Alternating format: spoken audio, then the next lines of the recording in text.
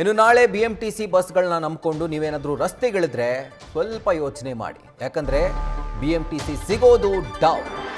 ರಾಜ್ಯ ಸರ್ಕಾರದ ವಿರುದ್ಧ ಸಾರಿಗೆ ಒಕ್ಕೂಟ ಕಹಳೆ ಊದಿದೆ. ನಾಳೆ ಫ್ರೀಡಂ ಪಾರ್ಕ್ನಲ್ಲಿ ಸಾರಿಗೆ ನೌಕರರು ಪ್ರತಿಭಟನೆಯನ್ನ ಕೈಗೊಂಡಿದ್ದಾರೆ. ಸರ್ಕಾರದ ನಿರ್ಧಾರಕ್ಕೂ ಕೂಡ ಬಗ್ಗದೆ ತಮ್ಮ ಪ್ರತಿಭಟನೆಯನ್ನ ನಾವು ಮಾಡೇ ತೀರ್ತೀವಿ ಅನ್ನುವಂಥ ಜಿದ್ದಿಗೆ ಈಗ ಸಾರಿಗೆ ಜಂಟಿ ಕ್ರಿಯಾ ಸಮಿತಿ ಬಿದ್ದಿದೆ. ಬರೋಬ್ಬರಿ 10,000ಕ್ಕೂ ಹೆಚ್ಚಿನ ಸಾರಿಗೆ ನೌಕರರು ಈ ಒಂದು ಪ್ರತಿಭಟನೆಯಲ್ಲಿ ಭಾಗಿಯಾಗ್ತಿದ್ದಾರೆ. ಹೀಗಾಗಿ ನಾಳೆ ಸಂಚಾರದಲ್ಲಿ ವ್ಯತ್ಯಯ ಆಗುವಂಥ ಸಾಧ್ಯತೆ ಇದೆ.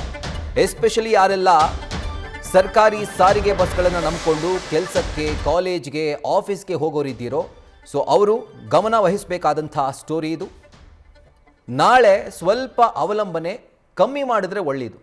ಯಾಕೆ ಅಂತಂದರೆ ಸುಮಾರು 10,000 ನೌಕರರು ಈ ಒಂದು ಪ್ರತಿಭಟನೆಯಲ್ಲಿ ಭಾಗಿಯಾಗ್ತಾ ಇರೋದ್ರಿಂದ, ಅಂದರೆ ಎಲ್ಲ ನಿಗಮಗಳ ನೌಕರರು ಸುಮಾರು 10,000 ಜನ ಇದರಲ್ಲಿ ಭಾಗಿಯಾಗ್ತಾ ಇರೋದ್ರಿಂದ ಸಂಚಾರದಲ್ಲಿ ವ್ಯತ್ಯಯ ಉಂಟಾಗುವಂಥ ಸಾಧ್ಯತೆ ಇದೆ.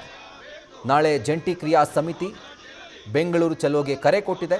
ಹಾಗೂ ಫ್ರೀಡಂ ಪಾರ್ಕ್ನಲ್ಲಿ ಬೆಳಗ್ಗೆ 10 ಗಂಟೆಯಿಂದ ಸಂಜೆ 4ರವರೆಗೆ ಒಂದು ಪ್ರತಿಭಟನೆಯನ್ನು ಸಾರಿಗೆ ನೌಕರರು ಹಾಗೂ ಅಧಿಕಾರಿಗಳು ಕೈಗೊಳ್ತಿದ್ದಾರೆ.